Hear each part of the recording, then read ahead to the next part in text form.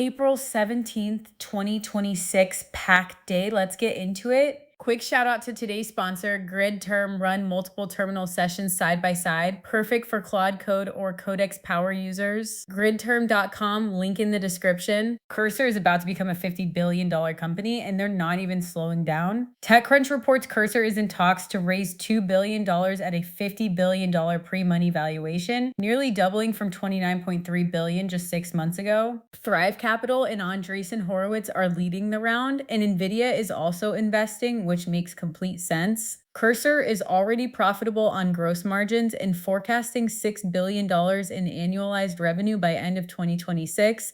This is not a startup anymore. This is a software empire being built in real time. OpenAI cannot stop losing people. Today, it's Kevin Weil, who led science research, and Bill Peebles, the guy who literally built Sora, both out the door as OpenAI continues to cut what they're calling side quests. Sora is apparently losing $1 million a day, which explains the urgency. They're also shutting down OpenAI for science and losing CTO Srinivas Narayanan, a company that's raised billions in venture capital, still trying to figure out what it actually wants to be. Anthropic just launched Claude Design today, powered by Claude Opus 4.7, and it's basically a visual creation tool for people who can't design. Prototype slides and wireframes with automatic design system application built right in. It exports to PDF, PowerPoint, and HTML. The positioning is this complements Canva, not replaces it, which is exactly what you say when you're trying to replace something. Available for Pro, Max, Team, and Enterprise subscribers starting today. Anthropic is calling this part of Anthropic Labs their new rapid product incubator. Canva's probably making a few calls tonight. Here's the uncomfortable truth nobody in AI wants to publish, but TechCrunch just did.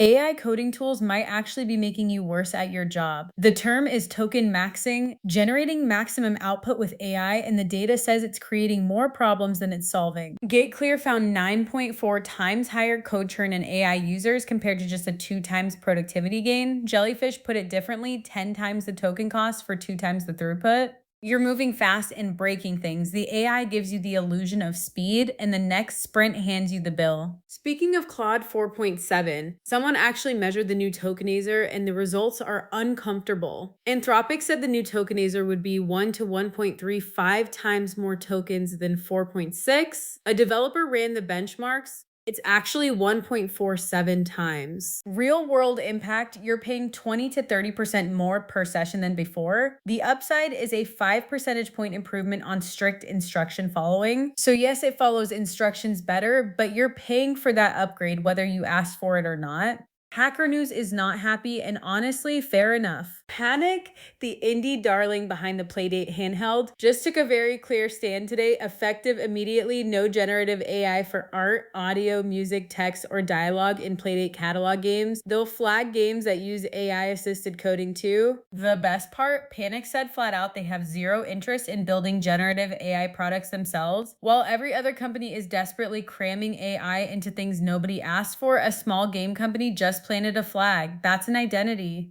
That might actually be a competitive advantage in 2 years. And that brings us to the bigger picture. A new Stanford study is confirming what a lot of people quietly feel, but nobody in tech wants to say out loud. AI capabilities keep improving, and the public keeps getting more fed up with it. The Vergecast covered it today. The gap between what's happening in AI research and how regular people feel about AI has never been wider. Meanwhile, Allbirds, a shoe company, announced an AI pivot, and their stock jumped 600% in one day. That tells you everything about where investor money is going and nothing about where actual value is being created. Google dropped a solid set of AI travel features today ahead of summer. AI Mode Canvas now lets you plan full trips in one view, itineraries, hotels, flights, and Ask Maps handles conversational restaurant booking. They've also got hotel price tracking with AI alerts, real-time headphone translation through Bluetooth earbuds via Google Translate, and Google Wallet is getting digital IDs and boarding passes. If this actually works as advertised, a lot of travel apps are going to feel the squeeze this summer. If it doesn't, it'll make for great complaint tweets. And to close out today, the most wonderfully ridiculous AI product of the week, the Poetry Camera. It's a camera that doesn't take photos. It takes a look at something, writes a poem about it, and prints it on thermal receipt paper like a grocery store, but for feelings. Built by an ex-Twitter designer and an ex-Googler, it takes about 30 seconds to generate each poem and print it out. The Verge called it charming but frustrating. In a week that gave us $50 billion startups and executive chaos at OpenAI, someone shipped a camera that makes poetry out of the world. Honestly, good for them. Don't forget grid term multiple terminal sessions side by side. Gridterm.com, link in the description. That's your April 17th. Subscribe so you don't miss tomorrow's chaos.